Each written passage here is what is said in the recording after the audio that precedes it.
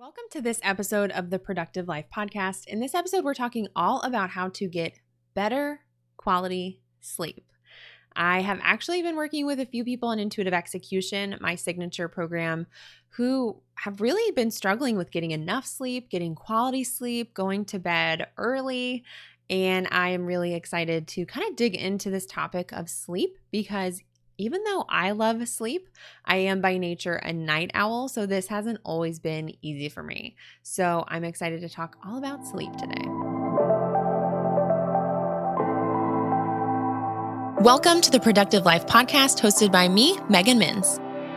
This is the podcast for entrepreneurs who want to be more productive in their business and their personal life.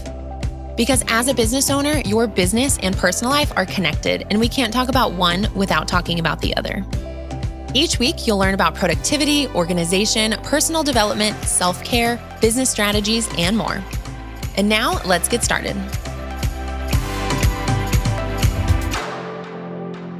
Like I said at the very beginning of this episode, I am a night owl by nature. If I was living alone, I would often stay up until like 2 or 3 a.m. if I'm liking what I'm doing.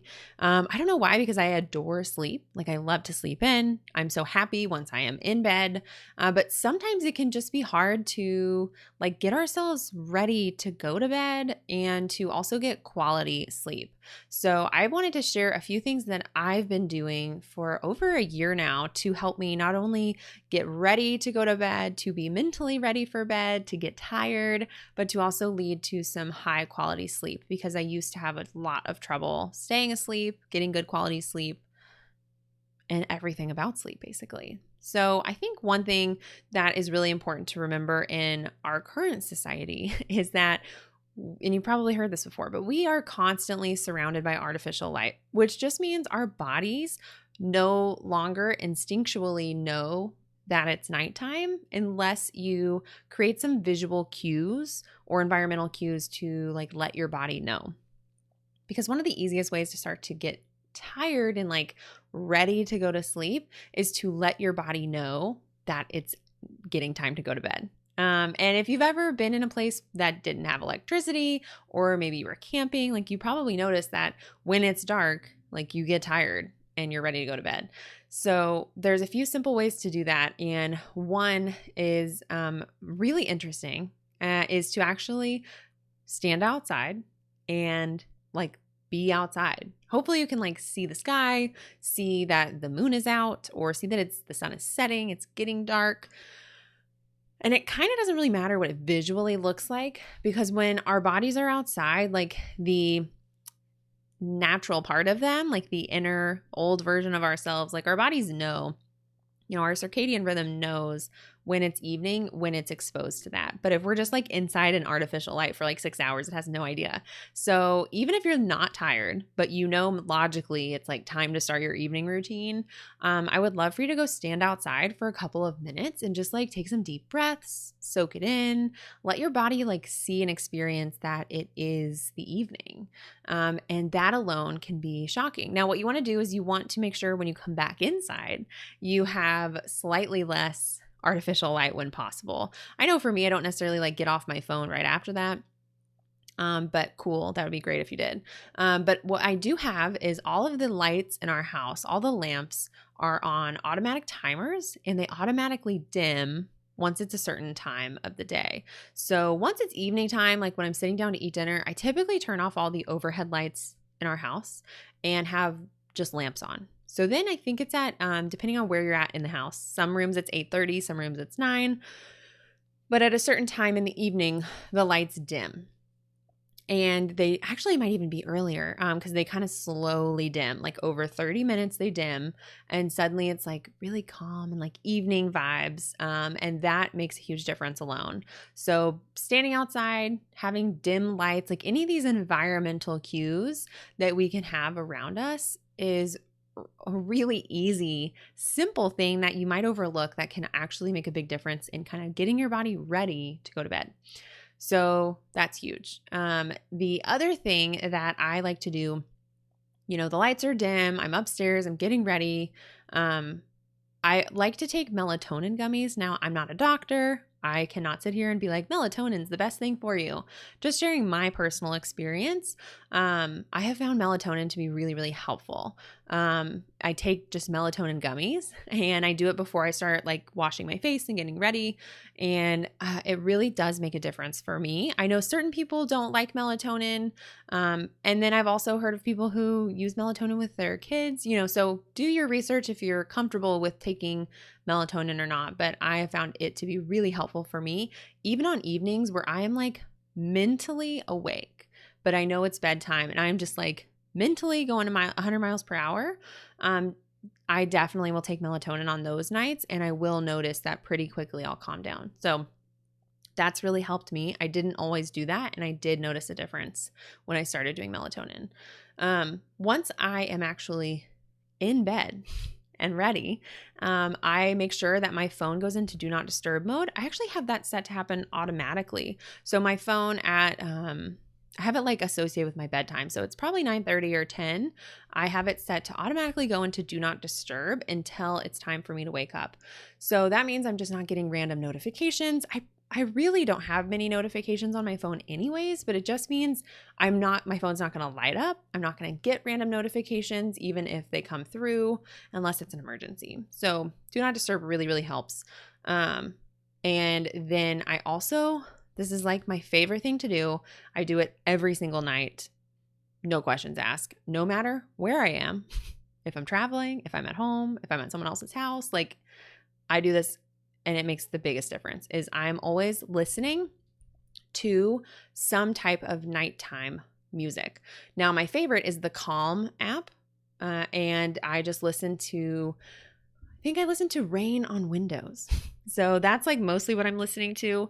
And you can do any kind of noise like that you want to.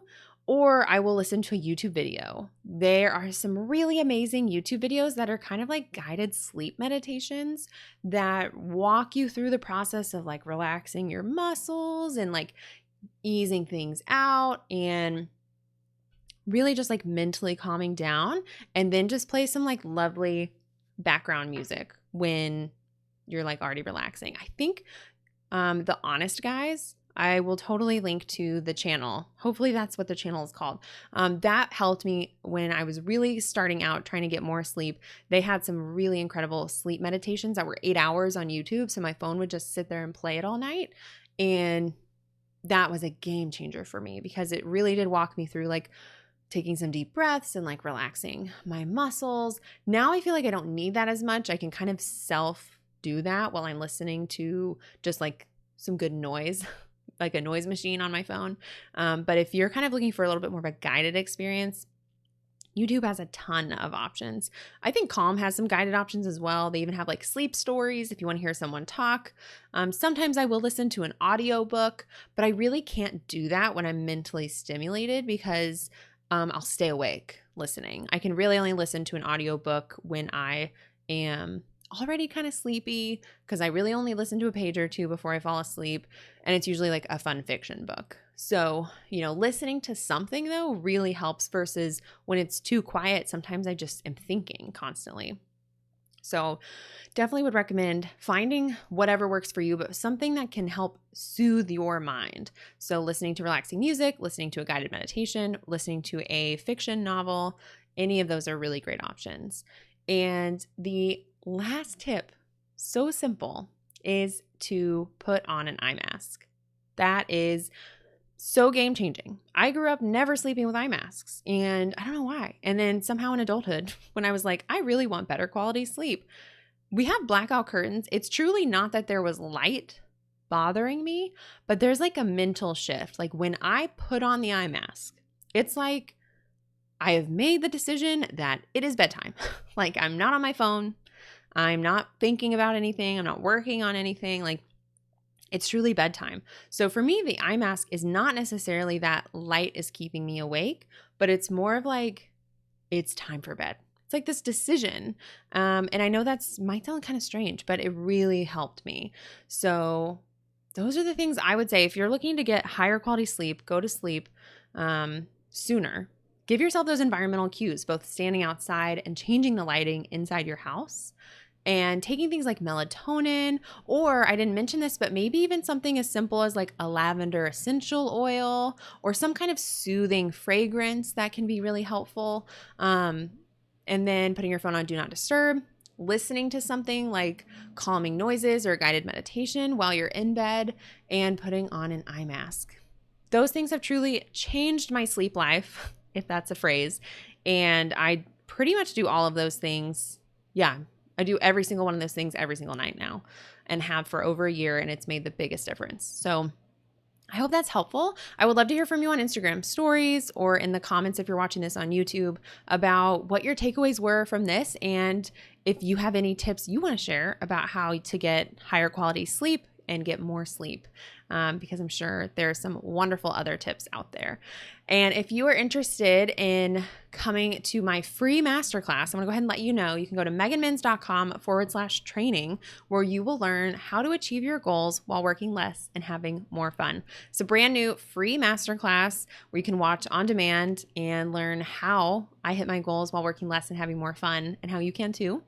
And I do have a brand new high-level group coaching program. When you're listening to this, I think the application will be open. If not, it'll be a wait list that you can sign up for. But you can go to meganminns.com/apply to learn more about if this is a good fit for you, what's included in the program. But it is for business owners who are really looking to work 3 or 4 days a week, build a team to support them in having the life and business they love, and who are ready to kind of take their business to the next level. It's all about running the business, and you as the CEO, not only building the team and the business you want, running it well, setting goals, having team meetings, but also the self-mastery that you need as a CEO to manage your time, to be more productive, and to be your best self. So again, that's meganminns.com/apply.